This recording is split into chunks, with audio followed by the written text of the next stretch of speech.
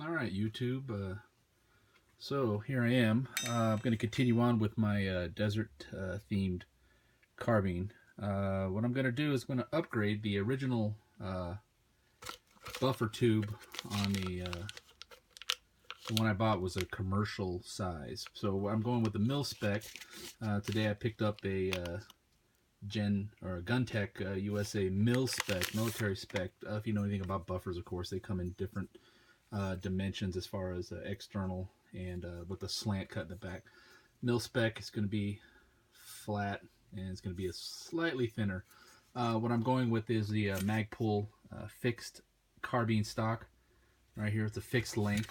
It comes with two attachments for either a sling or extended, so it butts up against the base plate of the rifle right there. So I'm going to be going with this one because I don't have no intention of putting a sling, a 1-point sling. Okay, so thanks to the boys at Colorado Springs Guns and Ammo, I've been searching around for the last few weeks for just a basic tube. Everybody else got has the complete kit. I don't need another buffer spring and a buffer. So let's go ahead and the tools we're going to need are armorer's wrench and a Phillips screwdriver. So let's go ahead and take the buttstock off the rifle. Okay, so I'm going to go ahead and remove the castle nut. The buffer and buffer spring have been removed already, so I don't stake these in due to the fact for these reasons right here. I'm going to be spending money on a castle nut every time I want to take it off and on. I haven't had any issues yet. The thing you got to remember is there is a spring for the takedown pin that you got to make sure you don't have fly out and lose. Go ahead and put that somewhere in the magnetic bowl. And then what you're going to want to do is twist out and hold down the plunger right there so that it doesn't fly up. And if nothing more, then taking your buttstock off. And we're going to be replacing it with the mil spec.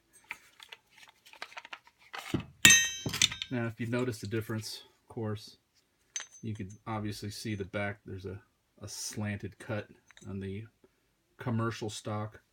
Not noticeable by the eye. Maybe slightly you could see the dimensions a little bit smaller on this one.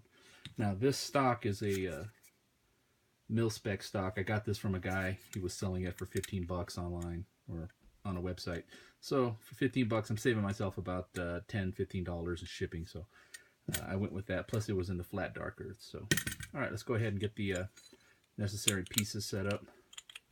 Let's go ahead and take the back plate and the castle nut. We're going to be reusing that. Okay, so this is going to be going somewhere else. Let's go ahead and get everything set up in reverse. So we got the buffer tube in, and for this part I'm going to remove my gloves. Okay, so you got to make sure that spring doesn't get pinched. So you want to pull that plate back, line it up, keep doing it until you get it right. That's a little tricky because that pin is under a lot of pressure.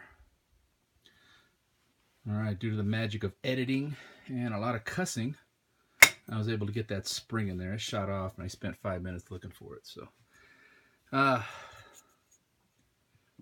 what we need to do is make sure that that is in place. Make sure that that buttstock, the buffer tube is in place. I want to give this a couple little turns here.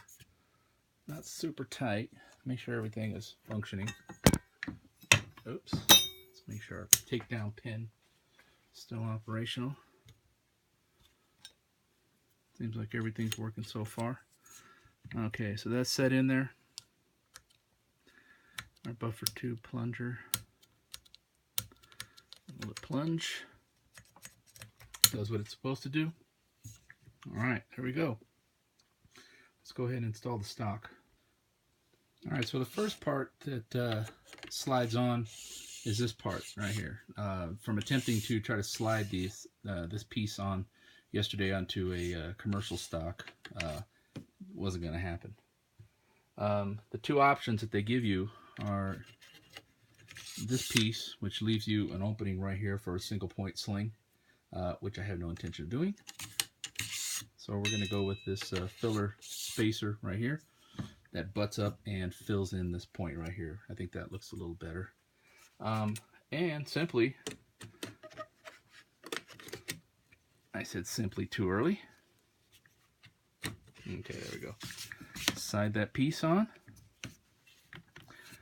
Once again, I assume everything is going to work fine. There we go.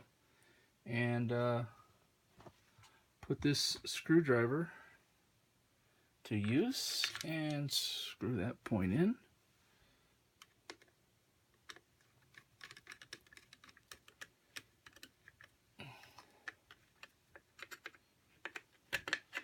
Give it a good little turn. It's got some Loctite still on the threads. Don't want to over tighten it. Okay.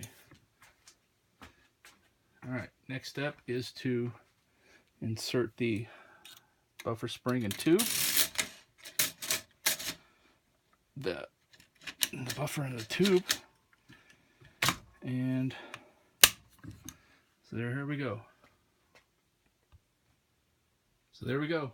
Completed fixed stock, flat dark earth pistol grip, and flat dark earth front forearm and pop-up sight.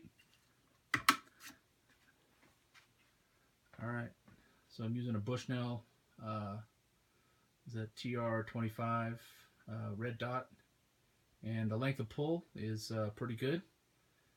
I probably will add an extension, maybe a 1/2 inch, give me a little bit more, but as far as working on top of in conjunction with the sight with the red dot, it gives me a pretty good length of pull, and I'm pretty satisfied with it. Alright, we'll try to get out to the range next week. Alright, thanks for watching.